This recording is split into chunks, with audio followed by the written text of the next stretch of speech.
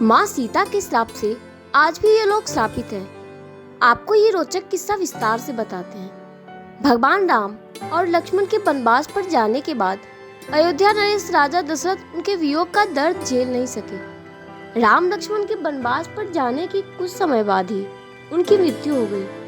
पिता की मृत्यु की खबर से राम और लक्ष्मण दोनों को गहरी ठेस पहुंची। ऐसे में दोनों भाइयों ने जंगल में ही पिता का श्राद्ध पिंडदान करने का फैसला किया। दोनों भाई पिता के श्राद्ध के लिए आवश्यक सामग्री जुटाने निकल पड़े, लेकिन श्राद्ध तिथि का समय बीता जा रहा था और राम लक्ष्मण का कहीं कुछ पता नहीं था। तब समय का महत्व समझते हुए देवी सीता ने अपने पिता समान ससुर दशरथ का पिंडदान राम लक्ष्मण की गैर मौजूदगी में ही कर दिया। सीता ने पूरे विधि विधान से अपने ससुर का पिंडदान किया। श्राद्ध कर्म संपन्न होने के बाद जब राम लक्ष्मण लौटे तो उन्होंने सीता से पूछा कि आखिर उन्होंने ऐसा क्यों किया। तब सीता ने उन्हें पूरा वाकया समझाया और कहा कि उन्होंने पूरे विधि विधान से राजा दशरथ का श्राद्ध किया है। सीता ने कहा कि श्राद्ध के समय पंडित, गाय, कौवा और फाल्गु नदी वहां उपस्थित थे।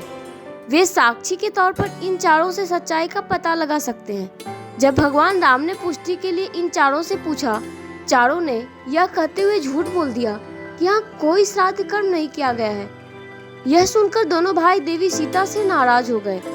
तब क्रोध में आकर सीता ने चारों को झूठ बोलने की सजा के तौर पर श्राप दे दिया। देवी सीता ने पंडित को श्राप दिया कि जीवन में उसे भले ही कितना भी मिल जाए, लेकिन उसकी दरिद्रता समाप्त नहीं होगी।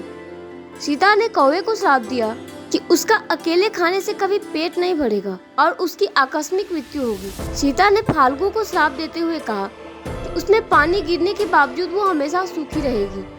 सीता ने गाय को आजीवन लोगों की जूठन खाने का श्राप दिया। इस तरह की रोचक जानकारी प्राप्त करने के लिए हमारे चैनल को सब्सक्राइब करें।